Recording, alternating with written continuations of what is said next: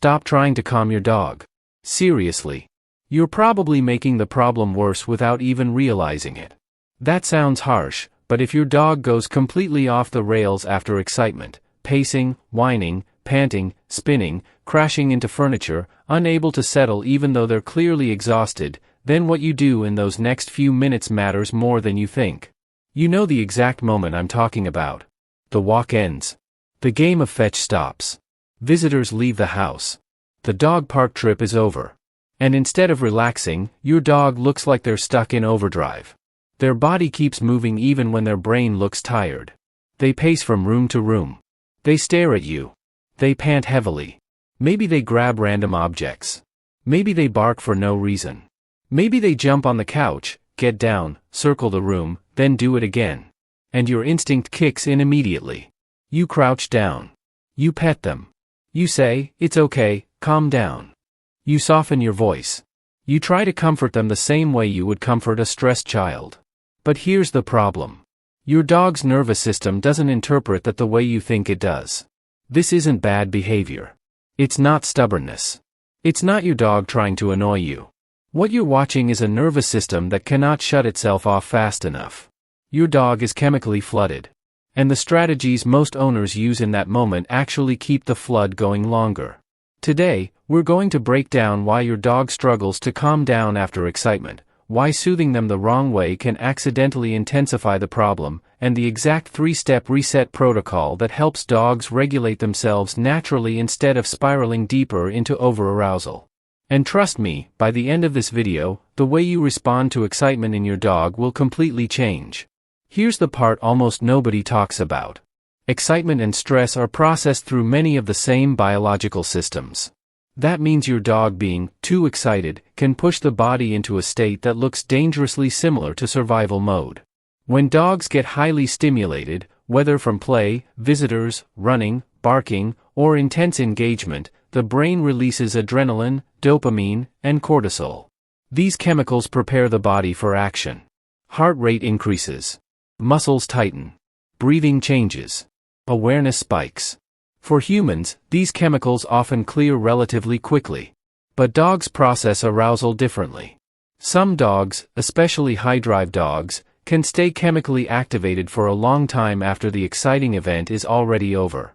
That means the game may have ended 20 minutes ago, but inside your dog's body, the alarm system is still ringing.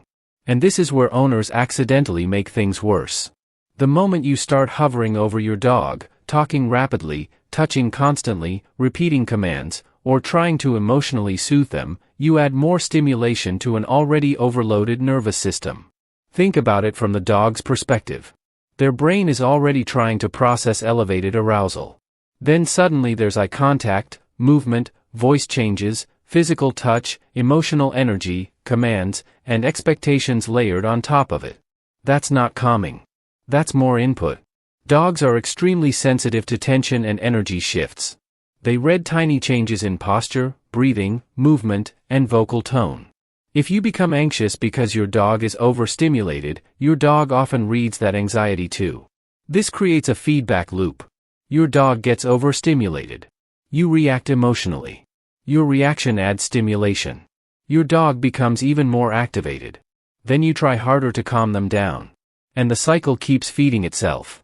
This is why some dogs seem unable to turn off once they hit a certain point. And if overstimulation keeps happening repeatedly without proper recovery, it starts affecting behavior long term. This is where you begin seeing things like destructive chewing, inability to settle, chronic whining, poor sleep, separation anxiety, reactivity, and emotional instability. A lot of owners think they have an energy problem. What they actually have is a regulation problem. Now here's something even more important. When dogs stay in high arousal too long, they eventually crash. But that crash is often misunderstood. You've probably seen it happen. A dog goes completely wild for 15 or 20 minutes. Then suddenly they collapse on the floor. Heavy breathing. Twitching. Big sighs. Owners look at that and think, finally, they relaxed. Not always. Sometimes that's not relaxation. Sometimes that's nervous system exhaustion. And exhausted is not the same as regulated. A dysregulated dog can look calm temporarily because the body is depleted.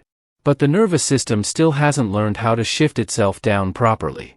That's why some dogs suddenly pop back up again after a few minutes and restart the cycle all over again. This is also why rewarding dogs only after they crash can create problems.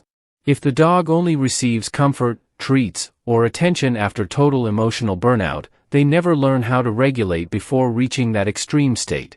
So how do you actually help a dog calm down the right way? You stop fighting biology and start working with it. The first step is completely counterintuitive. It's called the decompression pause. And honestly, this single step changes everything. When your dog hits peak excitement, stop interacting. No touching. No talking. No eye contact. No repeated commands. Instead, create space. Step back several feet away from your dog. Sit down if possible. Turn your body slightly sideways instead of facing them directly. Lower your breathing. Become still. Your goal is not to control the dog in that moment. Your goal is to remove social pressure from the environment. Dogs interpret movement, staring, and interaction as engagement signals. Engagement keeps the nervous system active. Silence and stillness help remove stimulation. Now, this part is important. Your dog may get worse for 30 seconds before they get better. They may pace more. They may whine. They may stare at you. That's normal. Most owners panic right here and interrupt the process. Don't. Wait for the first real exhale. You'll often see the shoulders drop slightly. The breathing changes. The pacing slows. Maybe the dog sits down for a second. That's the nervous system beginning to shift. Give them 90 seconds of quiet decompression without interference. No rewards yet. No corrections. Just space. That silence matters more than most people realize. Now once the initial decompression starts, you move into step 2. This is the reset phase. And this is where most dog owners miss a massive opportunity. Dogs regulate through biology, not lectures. One of the fastest ways to help regulate a dog after arousal is through controlled sniffing and cooling. Here's why. After intense excitement, body temperature stays elevated. Elevated temperature keeps the body alert. Cooling helps communicate safety to the nervous system.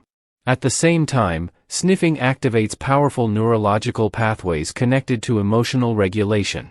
Sniffing is incredibly calming for dogs when used correctly. Not chaotic sniffing.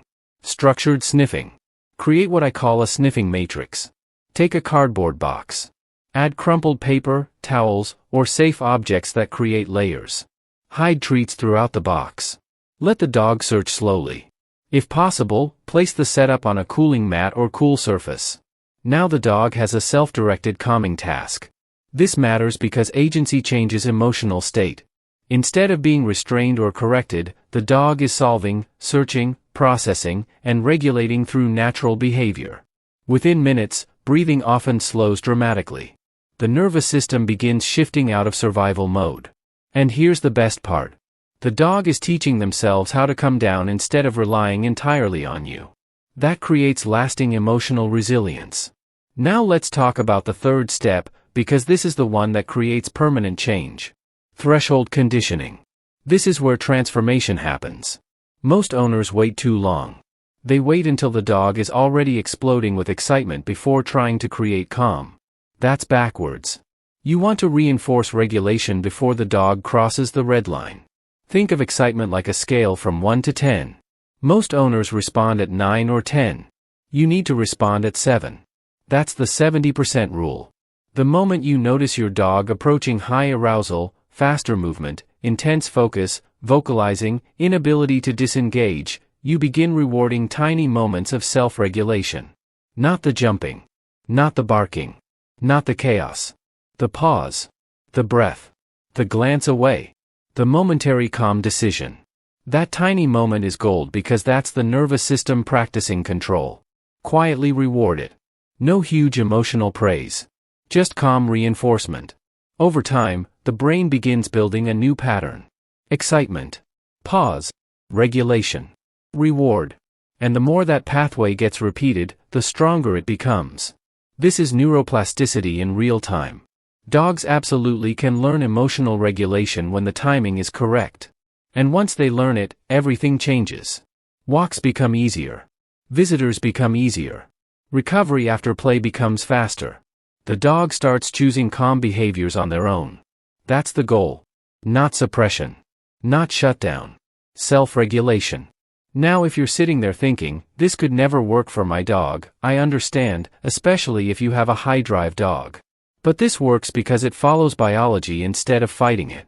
Even extremely intense dogs can learn regulation when the nervous system is guided properly.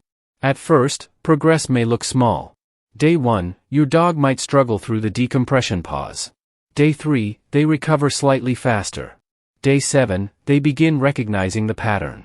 Day 14, you may notice them walking toward their calming area automatically after excitement.